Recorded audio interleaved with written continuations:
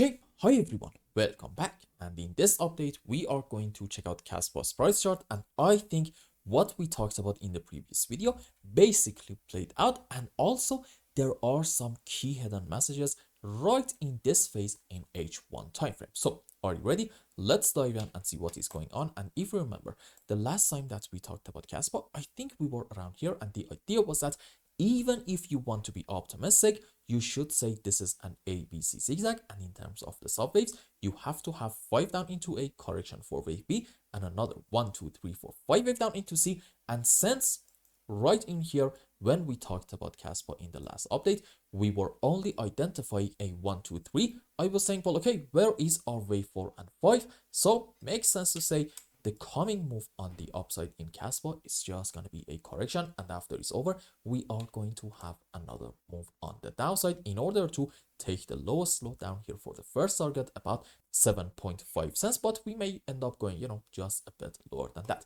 Now, what is going on at the moment? I'm actually here to tell you that this is indeed a correction structure into wave 4, and it got confirmed the moment that in this phase down we took this important low. And I think we should now say maybe this is an ABC or maybe a WXY, doesn't really matter, generally some sort of a correction structure. And there are actually some key messages in this specific phase down from the highs to about the lows.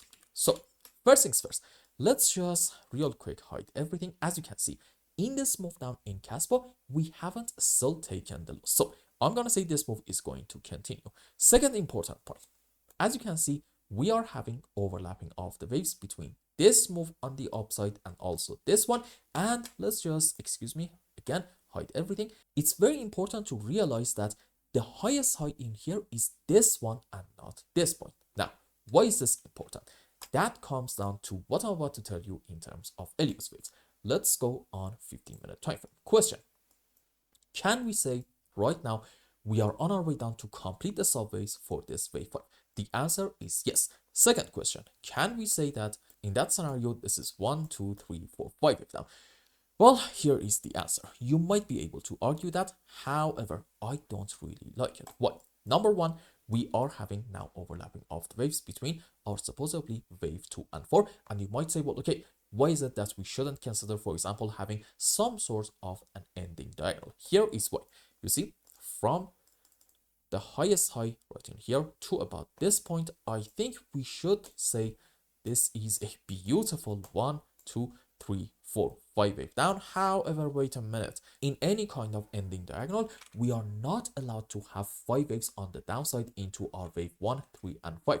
We should only and only consider ABCs. So this is a bit of a problem, and it is making me say, you know what, maybe we shouldn't consider the 1, 2, 3, 4, 5 wave scenario. In my opinion, a better count can be this. This might be from the highs 5 wave down, sure, but now I'm gonna say into a wave 1 followed by a correction for wave 2, and in the next phase in KASPA, you are going to see a rather strong move down, unfortunately, into wave 3, 4, 5, and that is going to be on a higher degree into a wave 3 followed by correction for 4, another move down into wave 5. And now I am willing to say that, you know what, maybe in KASPA we're just going to simply get it over with and go down and take the lowest low down here as well, about 7.3 cents, which means we should probably expect, let's say, like another 7, even if you're not that lucky, 10% move on the downside. Question: if we get something like this, does this mean that overall we should be flipping bearish? I'll be honest with you, no, not really. Why? Simple reason. You see, as long as we are not taking this important slope all the way down here about 6 cents, I think we should say that this 5 wave up into a wave 1 followed by a correction for wave 2, and this is probably another 1 and 2 structure, this time on a lower degree relative to this thing. And the idea is after our correction is over, we are going to have a massive move up into wave 3, 4, 5. So you see, the overall scenario is still fully intact, but having said that, in the short term, I'm telling you right now, maybe you should expect some more downward price action. And I hope I explained everything well and you understood what is going on in KASPA. And until the next update, I hope you have a wonderful time. Goodbye.